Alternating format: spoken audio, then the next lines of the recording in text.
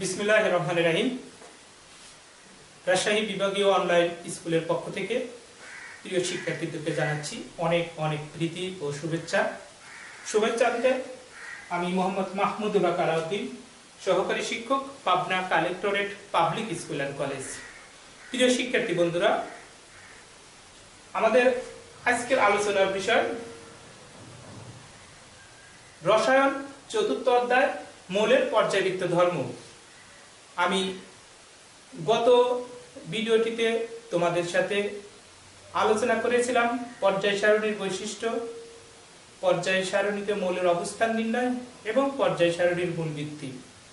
আজকের এই ভিডিওটিতে তোমাদের জন্য রয়েছে এই অধ্যায়ের সবচেয়ে গুরুত্বপূর্ণ যে টপিকস, মৌলের পর্যায়বৃত্ত ধর্ম। তাহলে শুরু করা যাক আজকের আলোচনা।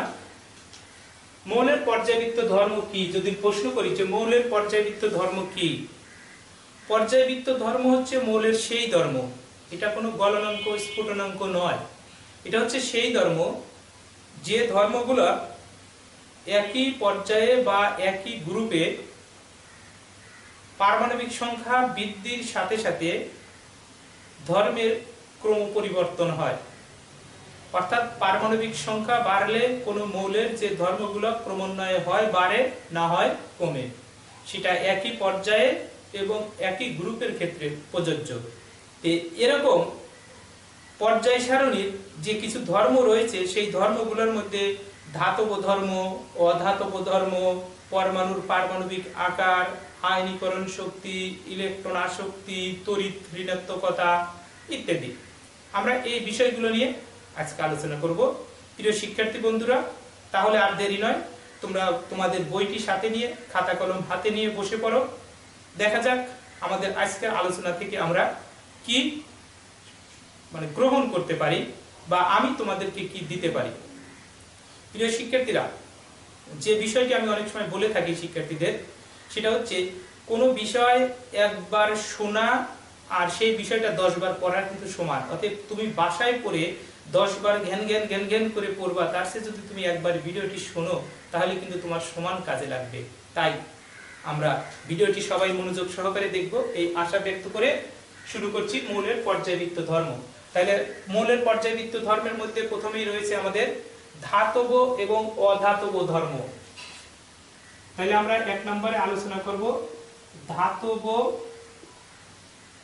ধর্ম।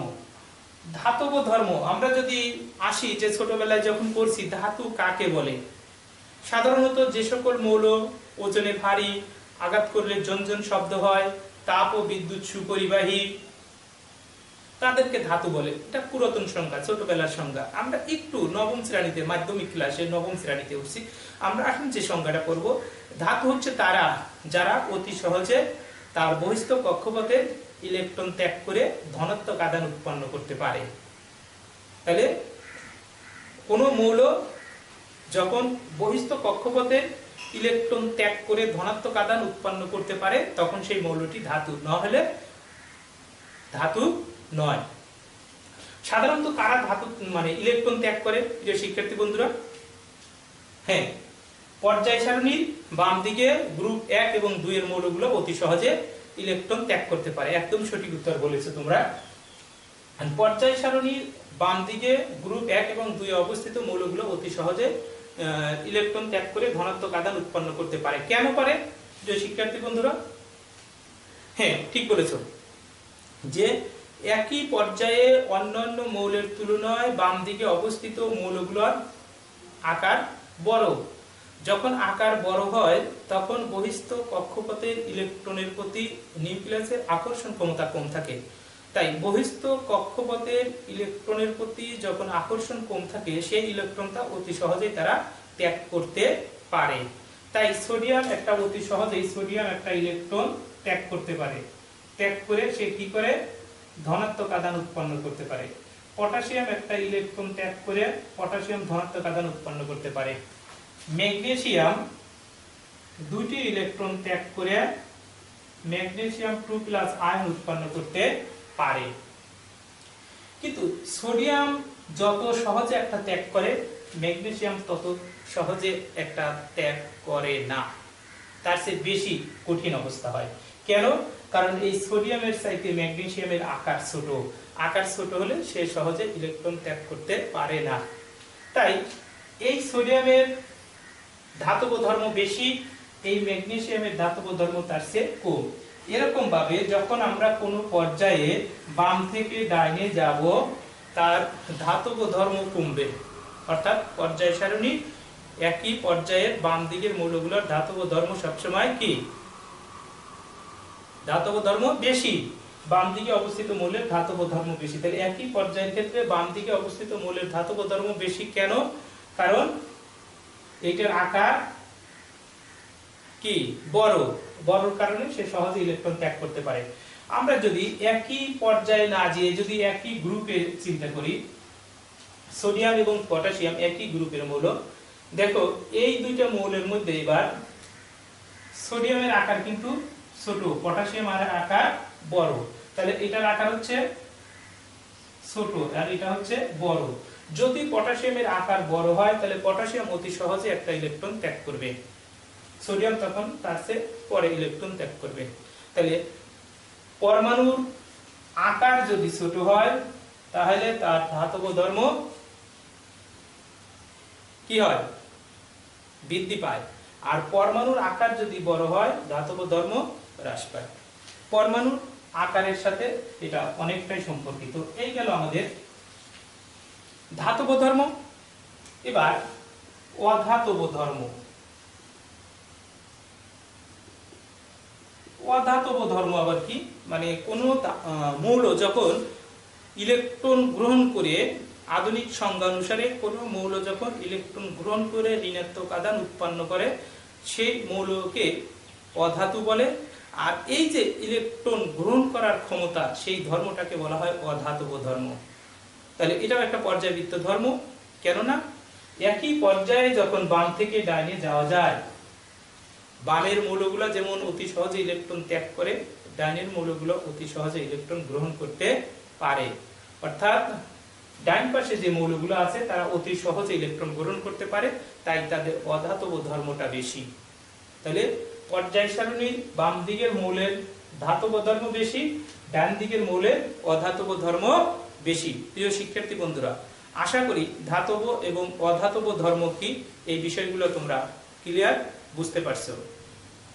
এবার আমি যাব পরমাণুর আকার।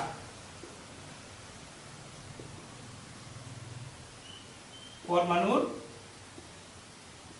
আকার এটা কি? পরমাণুর আকার বা পারমাণবিক আকার, এটা সবচেয়ে গুরুত্বপূর্ণ একটা টপিক, যে পরমাণুর আকার একটি পর্যায়বৃত্ত ধর্ম। প্রিয় শিক্ষার্থী বন্ধুরা, পরমাণুর আকার একটি পর্যায়বৃত্ত ধর্ম এবং তা একই পর্যায়ে বাম থেকে যখন ডাইনে যাওয়া যায় আকার হ্রাস পায়, আর উপর থেকে যখন নিচে যাওয়া যায় একই গ্রুপে তখন আকার বৃদ্ধি পায়। তাহলে আমরা এইভাবে বলতে পারি যে পরমাণুর আকার একটি পর্যায়বৃত্ত ধর্ম এবং তা একই পর্যায়ে বাম থেকে ডাইনে গেলে পারমাণবিক সংখ্যা বৃদ্ধির সাথে সাথে পরমাণুর আকার হ্রাস পায়, আর একই গ্রুপে উপর থেকে নিচে গেলে পারমাণবিক সংখ্যা বৃদ্ধির সাথে সাথে পরমাণুর আকার বৃদ্ধি পায়।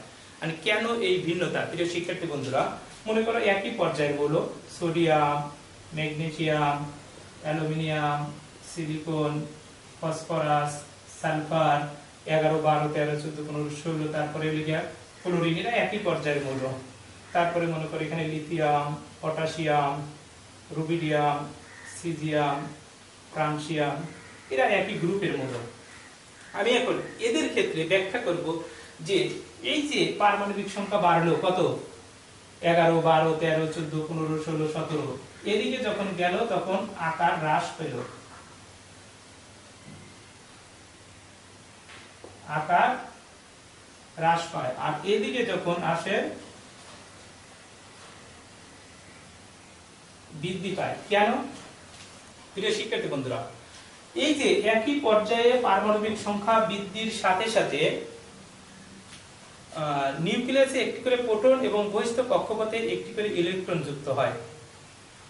এই বর্ধিত ইলেকট্রন এবং প্রোটন এরা একে অপরকে আকর্ষণ করে, কিন্তু তাদের ইলেকট্রন বা প্রোটন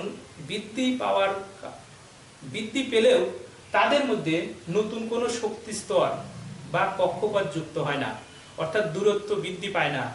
যখন দূরত্ব বৃদ্ধি পায় না, শুধু ইলেকট্রন এবং প্রোটন বৃদ্ধি পায়, তখন তাদের মধ্যে আকর্ষণটা প্রবল হয়।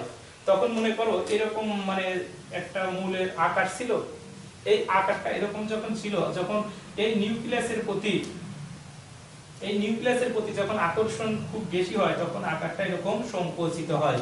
পরমাণুর আকার তখন কি হয়, এরকম সংকুচিত হয়। অর্থাৎ একই পর্যায়ে বাম থেকে ডাইনে গেলে পারমাণবিক সংখ্যা বৃদ্ধির সাথে সাথে ইলেকট্রন প্রোটন বৃদ্ধি পায়, কিন্তু নতুন কোনো শক্তিস্তর বা কক্ষপথ বৃদ্ধি পায় না। তাই তাদের মধ্যে বর্ধিত ইলেকট্রন প্রোটন বেশি আকর্ষণ বল অনুভব করে, এই কারণে তাদের আকার হ্রাস পায়। অপরদিকে একই গ্রুপে যখন উপর থেকে নিচে যাওয়া যায়, এই যে সোডিয়াম আর এই যে পটাশিয়াম, এর 11 এর 19 পারমাণবিক সংখ্যা বৃদ্ধি পেল। বৃদ্ধির সাথে সাথে একটা নতুন কক্ষপথ যুক্ত হয়েছে, কারণ সোডিয়াম 3 নম্বর পর্যায়ের মৌল, পটাশিয়াম 4 নম্বর পর্যায়ের মৌল। এই যে নতুন কক্ষপথ যুক্ত হওয়ার কারণে, মনে করো এটা এরকম 3 নম্বর কক্ষপথ ছিল, এরকম আরেকটা কক্ষপথ এখানে যুক্ত হলো। এই যুক্ত হওয়ার কারণে এই নিউক্লিয়াস থেকে তাদের দূরত্ব বেড়ে গেল। এই বেড়ে যাওয়ার কারণে বর্ধিত ইলেকট্রন প্রোটনের বৃদ্ধির কারণে যতটুকু আকর্ষণ বৃদ্ধি পাওয়ার কথা, কক্ষপথ বেড়ে যাওয়ার কারণে সেই আকর্ষণ বৃদ্ধি পায় না, বরং আকর্ষণ হ্রাস পায়। অর্থাৎ একই গ্রুপে উপর থেকে যখন নিচে যাওয়া যায়, পারমাণবিক সংখ্যা বৃদ্ধির সাথে সাথে নতুন কক্ষপথ যুক্ত হওয়ার কারণে ইলেকট্রন এবং নিউক্লিয়াসের মধ্যেকার আকর্ষণ হ্রাস পায়। এই হ্রাস পাওয়ার কারণে পরমাণুর আকার বৃদ্ধি পায়। প্রিয় শিক্ষার্থী বন্ধুরা, তাহলে আমরা দুটি কথা মনে রাখবো। একই পর্যায়ে বাম থেকে ডাইনে গেলে পারমাণবিক সংখ্যা বাড়ে, কিন্তু নতুন কক্ষপথ বাড়ে না। যেহেতু নতুন কক্ষপথ বাড়ে না, তাহলে একই কক্ষপথের মধ্যে ইলেকট্রন প্রোটন বৃদ্ধি পাওয়ার কারণে তাদের আকর্ষণটা বৃদ্ধি পায়, আকার হ্রাস পায়। আর একই গ্রুপে উপর থেকে যখন নিচে যাওয়া যায়, পারমাণবিক সংখ্যা বৃদ্ধির সাথে সাথে নতুন করে একটি কক্ষপথ যুক্ত হয়। তাই বর্ধিত ইলেকট্রন প্রোটন এর কারণে যতটুকু আকর্ষণ বৃদ্ধি পাওয়ার কথা, আকার বৃদ্ধি পাওয়ার কারণে সেই আকর্ষণটা হ্রাস পায়। আর আকর্ষণ যখন হ্রাস পায়, আকার তখন বৃদ্ধি পায়। আশা করি প্রিয় শিক্ষার্থী বন্ধুরা তোমরা বুঝতে পারবা। এরপরে একটু বইয়ের সহযোগিতা নিলে তোমাদের এই পরমাণুর আকার নিয়ে আশা করি আর কোনো সমস্যা থাকবে না। এবার আমি যাব আয়নীকরণ শক্তি। আয়নীকরণ শক্তিটা কি প্রিয় শিক্ষার্থী বন্ধুরা? আমরা বইতে যেটা পেয়েছি সেটা হচ্ছে গ্যাসীয় অবস্থায় কোনো মৌলের বহিস্থ কক্ষপথ থেকে এক মোল ইলেকট্রনকে সরিয়ে ধনাত্মক আধান উৎপন্ন করার ক্ষমতা। অর্থাৎ যে মৌল যত সহজে ইলেকট্রন ত্যাগ করবে বা কঠিন অবস্থায় ইলেকট্রন ত্যাগ করবে, অর্থাৎ একটা মৌল, সোডিয়াম একটা মৌল, এই মৌলের বহিস্থ কক্ষপথ থেকে একটা ইলেকট্রনকে সরিয়ে আমি ধনাত্মক আধান উৎপন্ন করব। এই ধনাত্মক আধান উৎপন্ন করার জন্য আমার যে শক্তি, সেটাই হচ্ছে আয়নীকরণ শক্তি। এই আয়নীকরণ শক্তি একটি পর্যায়বৃত্ত ধর্ম। এই আয়নীকরণ শক্তি একটি পর্যায়বৃত্ত ধর্ম। কি রকম পর্যায়বৃত্ত ধর্ম? প্রিয় শিক্ষার্থী বন্ধুরা দেখো, এইখানে হচ্ছে সোডিয়াম 3 নম্বর পর্যায়ের মৌল, মনে করো এখানে 17 নম্বর পর্যায়ে আছে ক্লোরিন। এই সোডিয়াম এবং ক্লোরিনের মধ্যে সোডিয়ামের আকার বড়, ক্লোরিনের আকার ছোট। আকার যখন বড় হয়, আকর্ষণ তখন হ্রাস পায়। তাই সোডিয়াম অতি সহজেই একটা ইলেকট্রন সে ত্যাগ করতে পারে। সোডিয়াম অতি সহজেই একটা ইলেকট্রন ত্যাগ করতে পারে, কিন্তু ক্লোরিন সেটা পারে না। তাই সোডিয়ামের আকার বড়, কিন্তু আয়নীকরণ শক্তি কম। আর ক্লোরিনের আকার ছোট, আয়নীকরণ শক্তি বেশি। তাহলে এই দুইটা মৌলের মধ্যে যদি আমরা তুলনা করি, তাহলে ক্লোরিনের আয়নীকরণ শক্তি বেশি আর সোডিয়ামের আয়নীকরণ শক্তি কম। একই পর্যায়ের মধ্যে মনে করো তোমাকে দুটি মৌল দিয়ে দিল বা 3টি মৌল দিয়ে দিয়া পরীক্ষায় বললো যে এই মৌলগুলোর আয়নীকরণ শক্তির তুলনা করো। তাহলে আমাদের যে কাজটা প্রথমে করতে হবে প্রিয় শিক্ষার্থী বন্ধুরা, সেটি হচ্ছে আমাদের প্রথমেই বুঝে নিতে হবে যে মৌলটি একই পর্যায়ের নাকি একই গ্রুপে। যদি একই পর্যায়ের হয়, তাহলে বাম থেকে যত ডাইনে যাবে পরমাণুর আকার হ্রাস পাবে। আর যখন আকার হ্রাস পাবে তখন বহিস্থ কক্ষপথ থেকে ইলেকট্রন ত্যাগ করানো কঠিন হয়ে যাবে, অর্থাৎ আয়নীকরণ শক্তির মান বৃদ্ধি পাবে। আর যদি একই গ্রুপে থাকে, একই গ্রুপের মৌল হয়, তাহলে আমরা কি করব, যে সোডিয়াম, পটাশিয়াম, রুবিডিয়াম এরকম যদি হয়, তাহলে একই গ্রুপে যখন উপর থেকে নিচে যাবে পরমাণুর আকার বৃদ্ধি পাবে। পরমাণুর আকার যদি বৃদ্ধি পায় তখন ওই মৌল থেকে অতি সহজে ইলেকট্রন ত্যাগ করবে, অর্থাৎ এর আয়নীকরণ শক্তি কম, এর আয়নীকরণ শক্তি তখন বেশি। অর্থাৎ পারমাণবিক আকার যদি আমি বুঝতে পারি, পারমাণবিক আকারের বিপরীত, পারমাণবিক আকারের বিপরীত। পারমাণবিক আকার যেমন বাম থেকে ডাইনে গেলে হ্রাস পায়, আয়নীকরণ শক্তি বাম থেকে ডাইনে গেলে বৃদ্ধি পায়। আবার পারমাণবিক আকার যখন একই গ্রুপে উপর থেকে নিচে বৃদ্ধি পায়, আয়নীকরণ শক্তি তখন হ্রাস পায়। এটাই হচ্ছে আমাদের আয়নীকরণ শক্তি। আমরা পারমাণবিক আকারটা মনে রাখলে আয়নীকরণ শক্তি ব্যাখ্যা করতে পারবো প্রিয় শিক্ষার্থী বন্ধুরা। এবার আমি আসবো আয়নীকরণ শক্তি, ইলেকট্রন আসক্তি। ইলেকট্রন আসক্তি, ইলেকট্রন আসক্তিটা কি? আমরা এটা আয়নীকরণ শক্তি বললাম যে বহিস্থ কক্ষপথ থেকে একটা ইলেকট্রন ত্যাগ করে ধনাত্মক আধান উৎপন্ন করার ক্ষমতা। ঠিক এটা তার বিপরীত ইলেকট্রন আসক্তি। কোন মৌল তার বহিস্থ কক্ষপথে একটা ইলেকট্রন গ্রহণ করে ঋণাত্মক আধান উৎপন্ন করার ক্ষমতা, অর্থাৎ যে মৌল মানে অতি সহজে ইলেকট্রন গ্রহণ করবে তার ইলেকট্রন আসক্তি তত বেশি। ইলেকট্রন আসক্তি একটি পর্যায়বৃত্ত ধর্ম এবং তা একই পর্যায়ে বাম থেকে ডাইনে কি হয়, বৃদ্ধি পায়, একই গ্রুপে উপর থেকে নিচে হ্রাস পায়। অর্থাৎ এটিও কিন্তু তোমার এই পরমাণুর আকার পারমাণবিক আকারের সাথে সম্পর্কিত এবং বিপরীত। পারমাণবিক আকার একই গ্রুপে উপর থেকে নিচে গেলে বৃদ্ধি পায়, কিন্তু ইলেকট্রন আসক্তি একই গ্রুপে উপর থেকে নিচে গেলে হ্রাস পায়। কিরকম দেখো প্রিয় শিক্ষার্থী বন্ধুরা, মনে করো ক্লোরিন, ক্লোরিন, ব্রোমিন একই গ্রুপের মৌল। এই মৌলগুলোর মধ্যে আমরা জানি এই ক্লোরিনের আকার সবচেয়ে ছোট। ক্লোরিনের আকার যখন ছোট, তাই সে যখন বহিস্থ কক্ষপথে একটা ইলেকট্রন পাবে, আকার ছোটর কারণে আকর্ষণটা বেশি করবে, অর্থাৎ অতি সহজে সে একটা ইলেকট্রন গ্রহণ করতে পারবে। তাই ক্লোরিনের আকার ছোটর কারণে ইলেকট্রন আসক্তি বেশি, আর ব্রোমিনের আকার বড়র কারণে ইলেকট্রন আসক্তি কম। এটা একই গ্রুপের ক্ষেত্রে গেল। আমরা যদি একই পর্যায়ের ক্ষেত্রে ব্যবহার করি, মনে করো সোডিয়াম, ম্যাগনেসিয়াম, অ্যালুমিনিয়াম, মনে করো ক্লোরিন, একই গ্রুপে মানে একই পর্যায়ের মৌল। একই পর্যায়ের মৌল হলে এটার আকার কি, আকার বড়, আর এটার আকার ছোট। এইটার আকার যেহেতু ছোট, তাই এর ইলেকট্রন আসক্তি বেশি, অর্থাৎ একই পর্যায়ে বাম থেকে যখন ডাইনে যাচ্ছি ইলেকট্রন আসক্তির মান বৃদ্ধি পাচ্ছে, আর একই গ্রুপে যখন উপর থেকে নিচে যাচ্ছি ইলেকট্রন আসক্তির মান হ্রাস পাচ্ছে। প্রিয় শিক্ষার্থী বন্ধুরা, পারমাণবিক আকার এই প্রশ্নটা তুমি ভালো করে বুঝতে পারলে এই দুইটাই তার বিপরীত ব্যাখ্যা করে দিবা, ইনশাআল্লাহ আমাদের কোনো সমস্যা হবে না। ভিডিওটি দেখবা, সাথে বইটার সাথে মিলিয়ে নিবা, তাহলে এই প্রশ্ন সম্পর্কে আর তোমাদের মনে কোনো প্রশ্ন থাকবে না।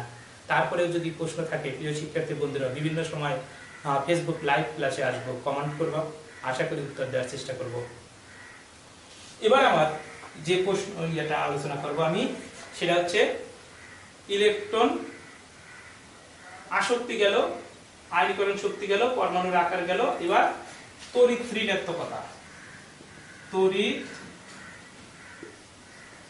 ঋণাত্মকতা, তড়িৎ ঋণাত্মকতা কি প্রিয় শিক্ষার্থী বন্ধুরা? তড়িৎ ঋণাত্মকতাও একটি পর্যায়বৃত্ত ধর্ম। কি রকম পর্যায়বৃত্ত ধর্ম প্রিয় শিক্ষার্থী বন্ধুরা? তড়িৎ ঋণাত্মকতা একটি পর্যায়বৃত্ত ধর্ম। এই ক্ষেত্রে আমাদের আরেকটি বিষয় যেটা একটু আলোচনায় আসতে হবে, সেটা হচ্ছে তড়িৎ ঋণাত্মকতা কোন কোন মৌলের ক্ষেত্রে প্রকাশ পায়। যখন দুটি অধাতব মৌল, যেমন মনে করো হাইড্রোজেনের সাথে ক্লোরিন, বা হাইড্রোজেনের সাথে ক্লোরিন, বা হাইড্রোজেনের সাথে অক্সিজেন, এই যে মৌলগুলা, দুটি অধাতু পরমাণু যখন পরস্পরের সাথে ইলেকট্রন শেয়ার করে বন্ধন গঠন করে, অর্থাৎ এই হাইড্রোজেনের বহিস্থ কক্ষপথে একটা, ক্লোরিনের আছে 7টা, তাহলে কে দিবে আর কে নিবে? হাইড্রোজেন যদি একটা দিয়ে দেয় তাহলে তো নিঃস্ব হয়ে গেল, তাহলে হলোই না। আর ক্লোরিন যদি একটা দেয় তাহলে তো লাভ নাই, আছে 7টা, একটা দিয়ে 6টা হবে, কেউ দিবে না, আবার কেউ একবারে নিবে না এজন্যই, কারণ দেওয়ার লোক নেই, এখানে দেওয়ার মৌল নেই। তাই এরা যখন ইলেকট্রন শেয়ার করে বন্ধন গঠন করে, আমরা পঞ্চম অধ্যায়ে গেলে সমযোজী বন্ধনটার ক্ষেত্রে আরো একটু ক্লিয়ার হব, যে দুটি অধাতব পরমাণু যখন পরস্পরের সাথে বন্ধন গঠন করে তখন তাদের অণুর বন্ধন ইলেকট্রন, অর্থাৎ এইখানে যে একটা বন্ধন ইলেকট্রন আছে, এইখানে যে একটা বন্ধন ইলেকট্রন আছে, আর পানির ক্ষেত্রে আমরা এইভাবে ক্লিয়ার করতে পারি আরো, এই যে বন্ধন ইলেকট্রন, এই বন্ধন ইলেকট্রনকে উভয় পরমাণু কাছে পেতে চায়, কিন্তু কাছে পাওয়ার ক্ষমতা তো সবার সমান থাকে না, তাই না?